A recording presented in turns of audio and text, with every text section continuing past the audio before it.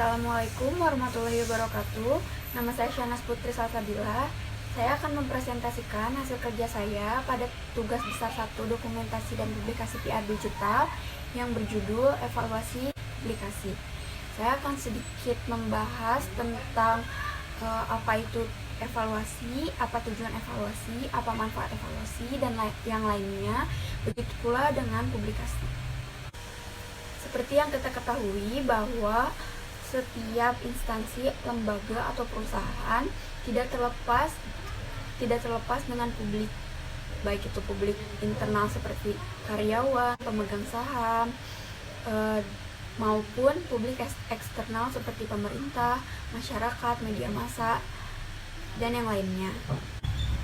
Adanya hubungan institusi dengan publik ini yang kemudian menempatkan humas dalam fungsi-fungsi tertentu dengan dua tujuan yang sama-sama memiliki atau menciptakan hubungan baik dan pengertian bersama atau mutual understanding antara institusi dan segala kebijakannya dengan publik dan segala kepentingannya. Seperti yang diungkapkan oleh Diah Wardani, bahwa organisasi membutuhkan media massa dalam penyampaian pesannya ke khalayak luas dan berharap publikasinya akan membangun perspektif atau opini yang positif dari khalayak. Namun, untuk mempublikasikan informasi mengenai organisasi ini memang bukanlah hal yang mudah. Publikasi yang dilakukan oleh PR ini tidak hanya bertujuan untuk menciptakan pencitraan, namun juga untuk membangun serta mempertahankan hubungan baiknya dengan khalayak. Begitu pula dengan evaluasi. Dalam seluruh kegiatan kehumasan, evaluasi juga dinilai sangat penting terkait menjaga citra perusahaan, membangun hubungan baik dengan publik, ataupun untuk meningkatkan nilai program yang kita selenggarakan. Evaluasi public relation. Evaluasi merupakan kegiatan yang dilakukan untuk mengetahui apakah tujuan yang kita tetapkan telah sesuai atau tidak, dan untuk menilai apakah kegiatan berjalan sesuai rencana atau tidak. Tujuan dilaksanakannya kegiatan evaluasi ini adalah untuk mengetahui apakah kegiatan public relation ini benar-benar dilakukan menurut rencana berdasarkan hasil penelitian atau tidak. Maka dari itu, evaluasi sangat penting dilakukan. Tanpa penilaian, tidak akan diketahui sampai di mana kelancaran kegiatan ini dilangsungkan. Terdapat 3 jenis evaluasi. Yang pertama ada in-process evaluation atau proses yang dilakukan pada saat kegiatan sedang berlangsung. Yang kedua ada internal evaluation atau evaluasi yang dilakukan setelah program dilaksanakan. Yang ketiga ada external evaluation atau mengukur efek program yang publik sasaran dapatkan. Tahapan evaluasi ada 3. Yang pertama ada tahapan persiapan. Pada tahap ini kita mengevaluasi kelengkapan informasi latar belakang yang digunakan untuk mendesain program, dan juga mengevaluasi kesesuaian antara isi, pesan, dan kegiatan yang dilakukan.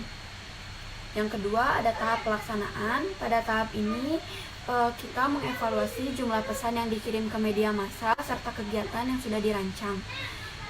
Juga mengevaluasi jumlah pesan yang sudah diberitakan serta kegiatan yang dilaksanakan. Yang ketiga ada evaluasi tahap dampak atau efek. Pada tahap ini kita mengevaluasi jumlah khalayak yang mempelajari isi pesan, juga mengevaluasi jumlah khalayak yang berubah pendapat, berubah sikap, berubah tingkah laku, atau mengulangi tingkah laku tersebut. Jadi pada tahap ini kita mengevaluasi apakah pesan yang kita sampaikan tersampaikan dengan baik atau tidak, sehingga menimbulkan perubahan-perubahan tersebut kepada khalayak. Manfaat evaluasi sangatlah banyak sekali, namun saya akan sebutkan beberapa saja. Yang pertama, memfokuskan usaha. Yang kedua, menunjukkan keefektifan. Yang ketiga, memastikan efisiensi biaya. Yang keempat, ada mendukung manajemen yang baik. Yang terakhir, ada memfasilitasi pertanggungjawaban. Selanjutnya kita akan bahas publikasi public relation. Tugas pokok praktisi PR adalah menciptakan citra positif di mata publiknya, baik publik internal maupun publik eksternal. Citra yang positif dapat terbentuk bila publiknya memiliki persepsi tentang perusahaan tersebut yang positif. Publikasi didefinisikan sebagai kegiatan memperkenalkan perusahaan sehingga publik dapat mengenalnya. Atau juga publikasi adalah setiap tindakan atau rancangan desain produk yang menarik khalayak seperti informasi yang mempunyai nilai berita sehingga menarik perhatian dan dukungan khalayak. Jalur-jalur publikasi ada 4. Yang pertama, melalui media cetak. Media cetak ini termasuk koran yang dibagikan secara gratis, media berkala, jurnal intern, laporan tahunan, surat kabar, atau surat khusus. Kelebihan media cetak adalah dapat didokumentasikan jika suatu saat beritanya masih dibutuhkan. Kelemahannya mungkin karena mahal dan harus dibeli terlebih dahulu. Yang kedua, ada melalui media elektronik seperti radio, televisi, dan film. Kelebihan media elektronik yang pertama, bagi pembacanya biaya yang dikeluarkan lebih murah karena tidak harus membeli beritanya, tetapi ya cukup untuk mempunyai televisi saja atau mendengar di radio saja. Yang kedua juga lebih menarik karena beritanya tidak hanya berupa tulisan, namun juga berupa gambar, bahkan gambar yang bisa bergerak. Kelemahan publikasinya tidak dapat didokumentasikan oleh pembaca, dan juga lebih mahal proses publikasi beritanya.